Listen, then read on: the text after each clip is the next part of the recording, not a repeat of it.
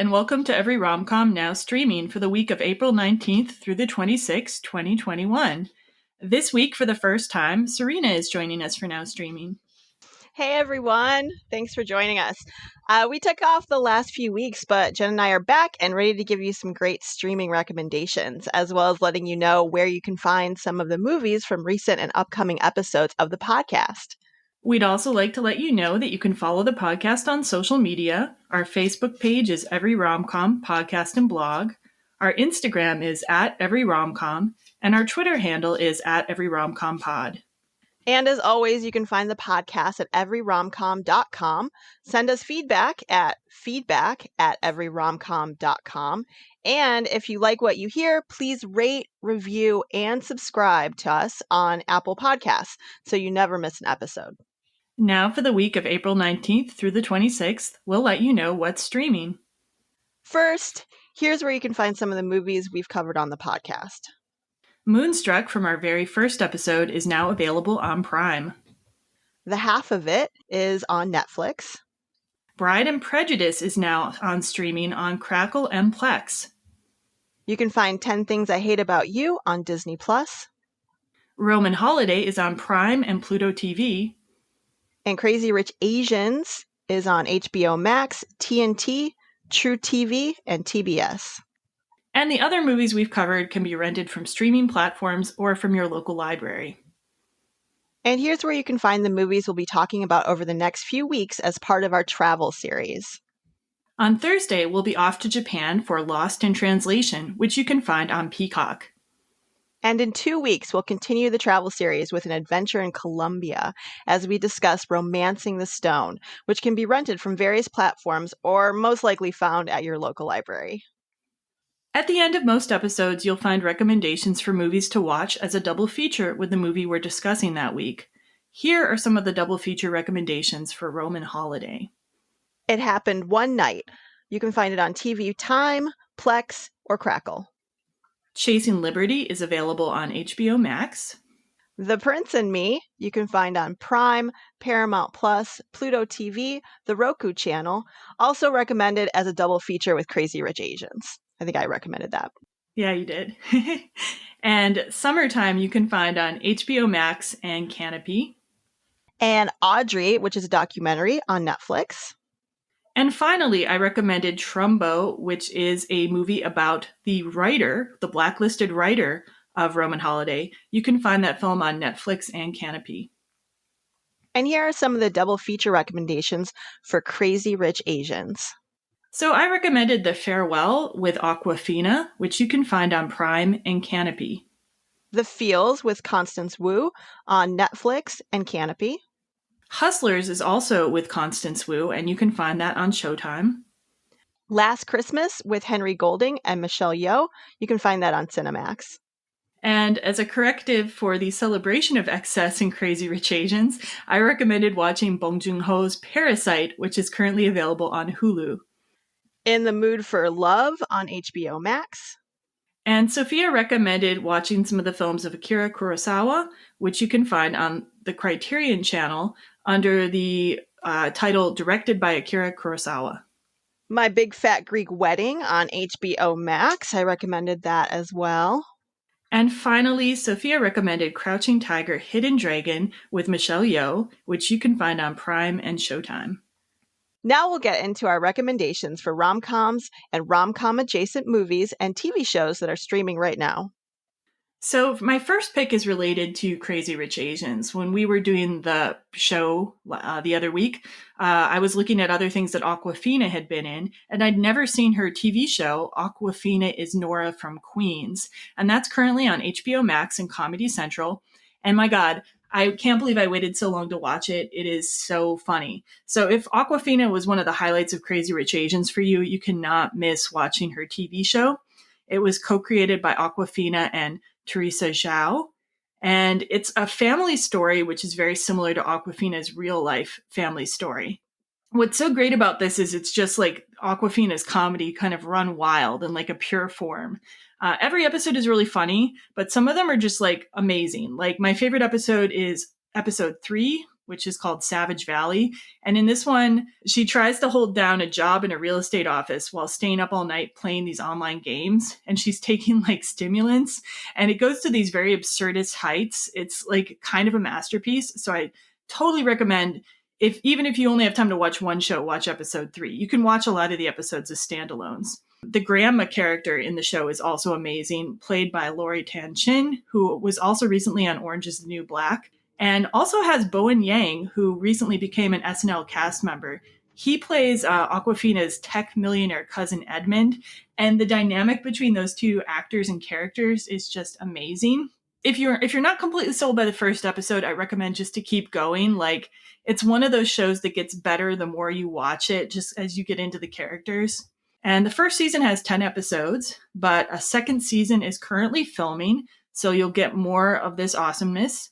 And as I mentioned before, it's available on HBO Max and Comedy Central. So check it out. Awkwafina is Nora from Queens. Huh, cool. All right. Well, my first recommendation is a show that I've recently watched and have really gotten into. It's called Normal People, and it's streaming on Hulu. It is a 12-episode limited series. It was released last year, like right in the beginning of when the world kind of shut down for the pandemic. And it got a lot of hype and buzz, but it took me a long time to finally come around to watch it. And I'm currently obsessed with it. It is so good. Basically, it's a really simple story. It starts out as two teenagers, basically, in Ireland, in rural Ireland, and they become lovers. And then it kind of follows them through these really formative years. And it's just very simple, and it's beautiful, and the chemistry between the two actors is amazing. I just can't talk enough about it. I don't even know how else to describe it without it seeming like cliche, because there's all these like cliche things involving first love and class, and there's it touches on mental health. And I actually got so into it that I ordered the book and I read the book, and the book is really good too. But I actually think I liked the show a little bit better. I think it flushed out a lot of the themes in the book a little bit better. It is written by Sally Rooney, who was only 27 when the book was published, and she's regarded as one of the foremost millennial writers right now. She's actually her first book is turning into a series, and that's called Conversations with Friends. I'm kind of looking forward to that. The show was directed by it had 2 blocks. It was directed by the first block was directed by Lenny Abramson, who also directed the movie Room. And then the second block was directed by Hetty McDonald, who has done a lot of like British television and things like that. So I highly recommend it. I've gotten a lot of my friends to watch it so that we can talk about it and discuss it. It has a lot of dynamics of relationships and communication. And even though it is about young characters, I think it's something that even older people can look back on and take something away from it. So I highly recommend Normal People, and it's streaming on Hulu. Sounds great. I'll have to check it out. Yeah, definitely do it. So my second pick was another pick inspired by doing the podcast. This goes all the way back to our Bell Book and Candle episode. It is another movie featuring Kim Novak in a starring role and written by one of Bell Book and Candle's writers, Daniel Teradash, and it is the 1955 film Picnic. So Picnic was released in 1955, but even so, it just has a lot of sexual tension and chemistry between the leads, Kim Novak and William Holden. I think that sometimes, like, older movies, because they weren't allowed to show everything, they actually end up sometimes having more sexual tension and heat because they have to find other ways to show the dynamics in those relationships or to film the scenes. They have to get kind of creative. So I think Picnic is a great example of that. There's just so much it's a hot movie. I can't explain. So it's based on a play by William Ing. And the basic story is that a handsome drifter, played by William Holden, comes to town to see an old college friend about getting a job, but he ends up falling for his college friend's girlfriend, played by Kim Novak. And a lot of the things in this movie are very dated. I will start out by saying, though, the gender roles are very dated. Obviously, it's from the 50s, and it is a very white movie. I'm not sure if I've ever seen a movie that is just whiter than this. Like what's that huge mean? Well, just huge country picnics, and like everybody is just like, I don't know, like you don't see any non-white faces at all, Okay. and like everybody just seems very kind of corny and like, but like I think it, in some ways it's also a commentary though on that kind of like small town society. Like I get the feeling that it's not meant to be a celebration of that kind of society, but more a send up of it. Mhm. And that's what it seems like to me. So even though it's dated, you can feel kind of a satire in the movie as well, like people pushing back against the culture at that time. And so it's very interesting. I love watching movies from the 50s because a lot of times there'll be the story, but there's also the subtext beneath it. I also like that there's a wide variety of female characters in this movie. There is, Kim Novak's kind of like beautiful young woman who doesn't want to just be seen as beautiful. There's her mother who's very protective of her and wants a better life for her. There's her younger sister is my favorite character. She plays like a tomboy scholar character. And then there's this like hilarious older school teacher character who's trying to get her suitor to marry her. And they're all just great, interesting female characters, which it's interesting. Like a lot of times in these older movies, even though they had very dated gender roles, you would actually see more lead roles for women. So I really, really recommend checking out some of these older 40s and 50s movies for female characters. And it's just great to look at. The color in some of these older films is beautiful. The costumes, the cinematography, the lighting, there's a lot of attention to those details. So if you're a fan of older films, Kim Novak, like check out Picnic, which is currently on Criterion. So my second pick is What's Eating Gilbert Grape, that came out in 1993. I just revisited this movie because it popped up on Netflix, and it was one of my favorite movies growing up, or in my, I guess in 93, I must have been like a preteen or something.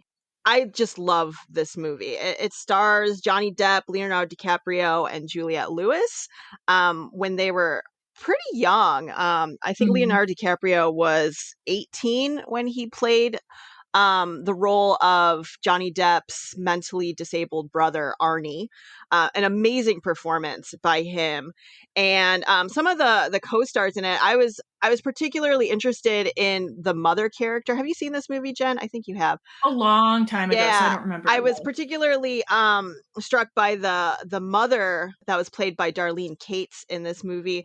It involves a very obese woman who is homebound. That's one of the characters.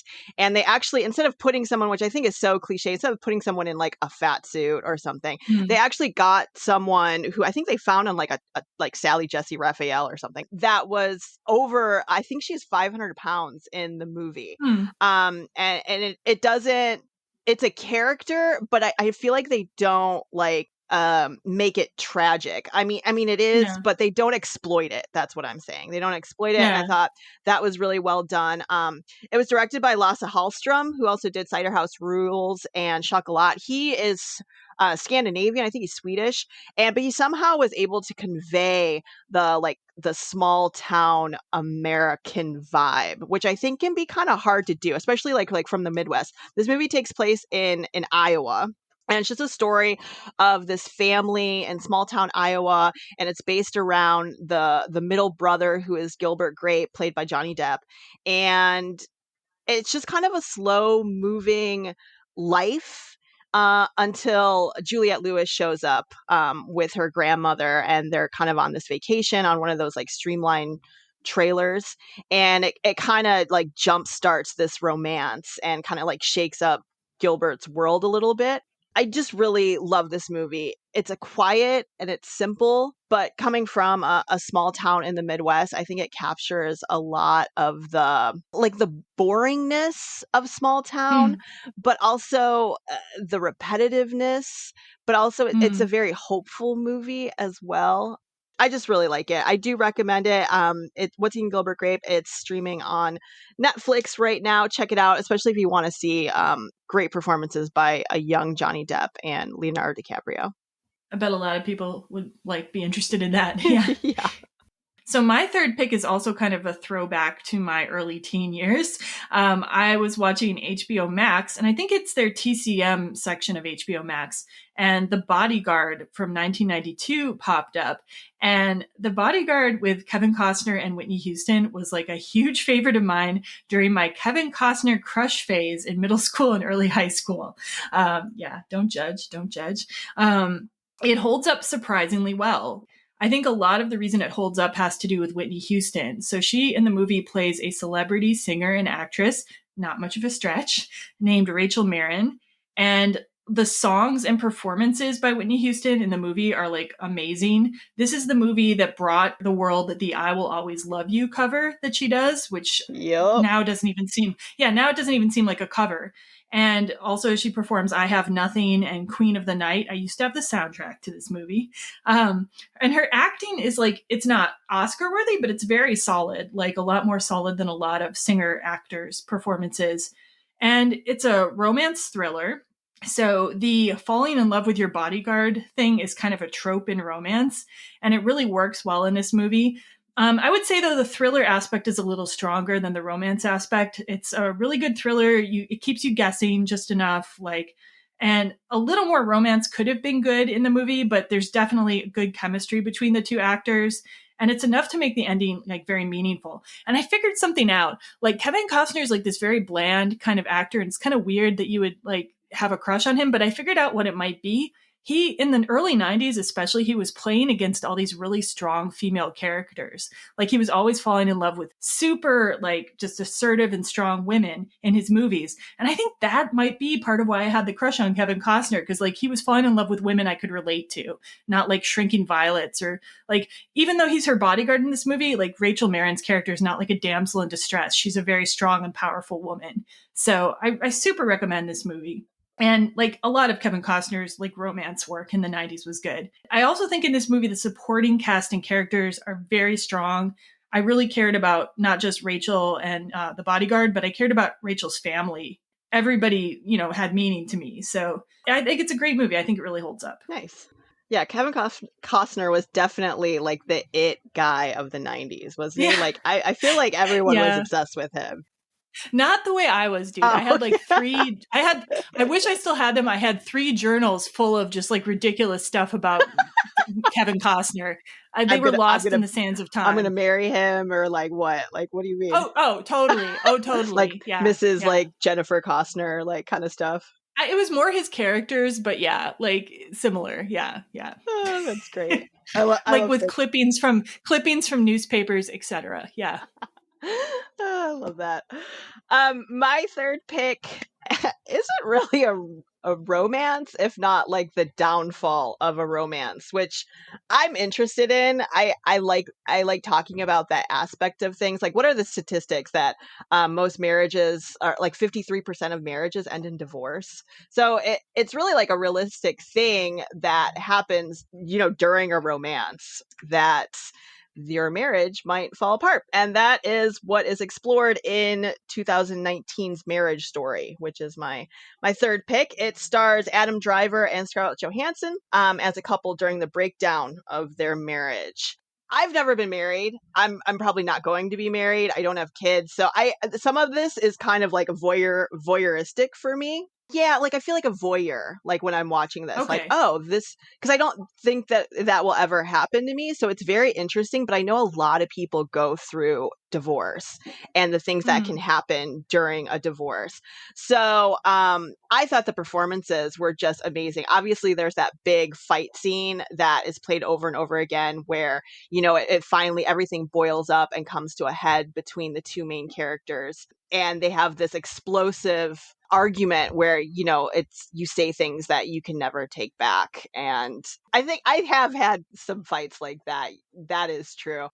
I just think this was a great movie. It's directed by Noah Baumbach, who he also did The Squid and the Whale, which is also about Mm. divorce. So apparently this is a subject for him that he really wants to explore, and I think he does a really great job. It's basically about a downfall of a marriage between an actor and a theater director. I just recommend it. It's good. It's a good watch. Yeah, it It's was it's not it's definitely. not like feel good or anything like, Yeah. I kind of came out of it a little shell shocked, but I think it's important to watch things like that.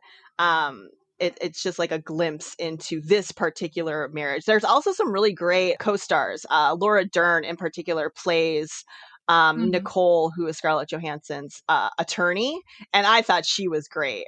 Yeah, and I would recommend it just because of Adam Driver. I think he's fantastic in everything he does. So, I could yeah. see him being like a Jennifer crush for sure. Hey, hey.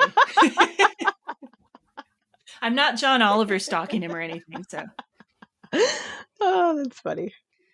So, my last pick is also kind of a downer. I don't want to give away the ending by any means, but Madame Bovary, the 1991 version specifically, directed by Claude Chabrol and starring Isabelle Huppert. So, there are other versions of Madame Bovary. I have not enjoyed them nearly as much.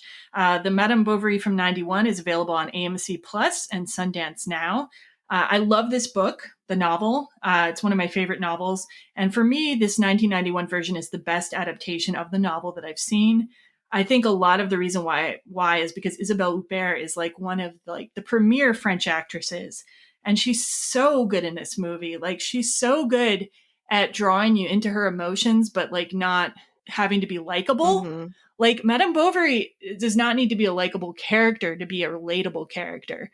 You know, I think that's one of the best things about the novel is it captures a kind of humanity that a lot of people can relate to, but like, you know, isn't the most sympathetic at all times. Like, I find her a little bit sympathetic because of the.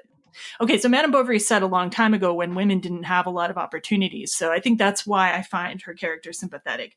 But the basic story is Madame Bovary is she's a country woman. She starts out as a country woman who marries a doctor, Charles Bovary, and she expects that her life is going to get better. She's going to get better society. You know, she won't be in her father's house. She'll have her own house.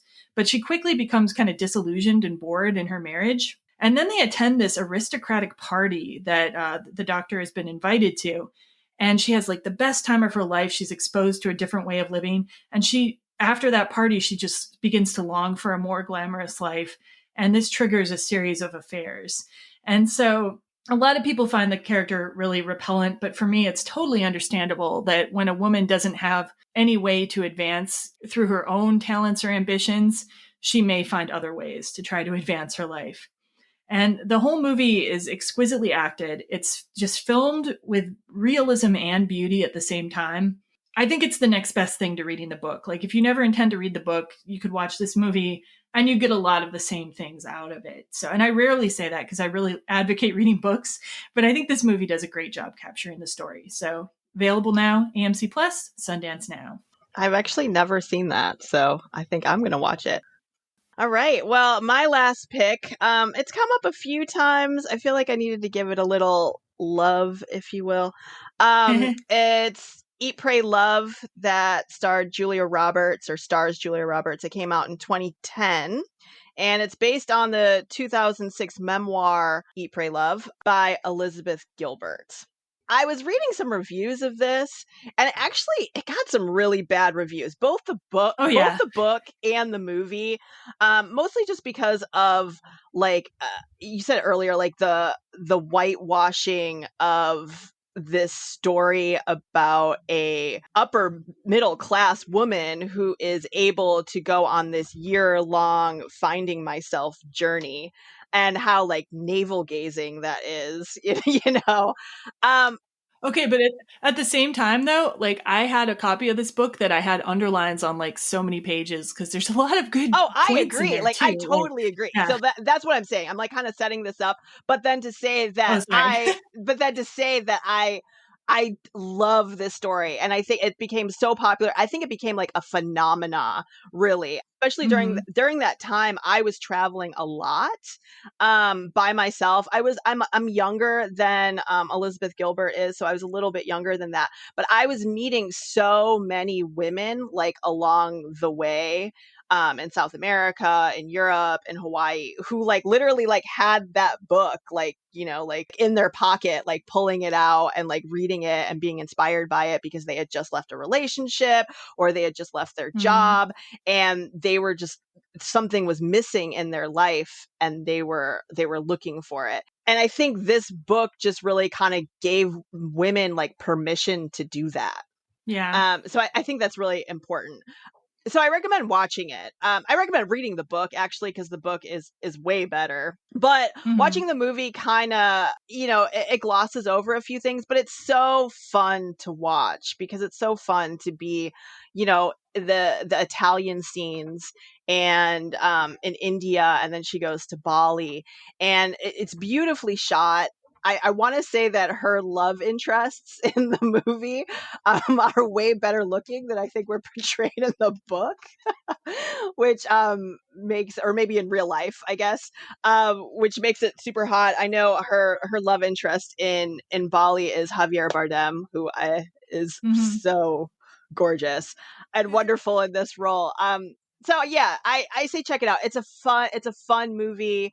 It's about traveling. It's about being a woman and kind of going against the grain of what society has intended for you. Even though I'm not upper middle class or a white woman or any of those things, I found Yeah. a lot of things to relate to in this book. And I've read Elizabeth Gilbert's a couple of her other books. Her follow up to this book was called Committed, which I so recommend. And it just Hmm. talks about marriage essentially.